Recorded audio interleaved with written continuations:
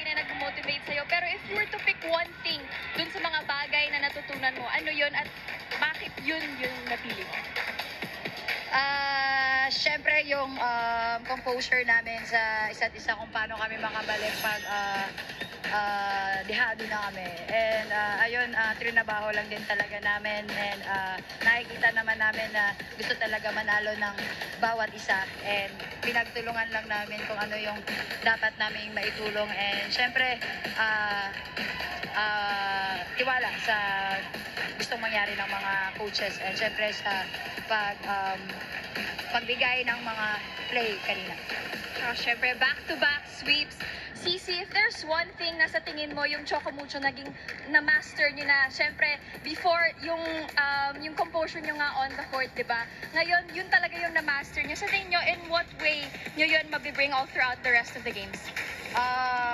Siyempre, magtatrabaho pa rin naman kami and hindi pa rin namin masabi na na-master na namin. Ang nakita lang talaga kanina is siyempre nagtrabaho ang bawat isa.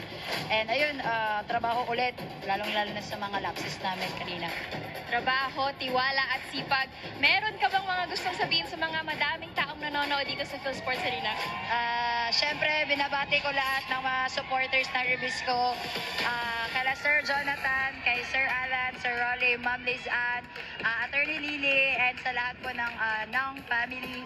Sa family ko po sa Compostela, sa ate ko na nasa Canada, sa mama ko na nasa Mindanao, sa Ong family sa Subic, kay Ate Ems Contante, and sa lahat po ng mga sumusuporta po sa amin.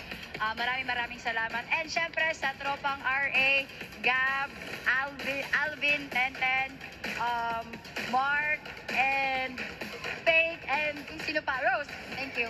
Wala ka na nakalimutan yung mga nanonood dito sa PhilSports. Syempre po, maraming salamat po sa mga nanood dito. Ingat po kayo pa uwi. See you po sa quarters.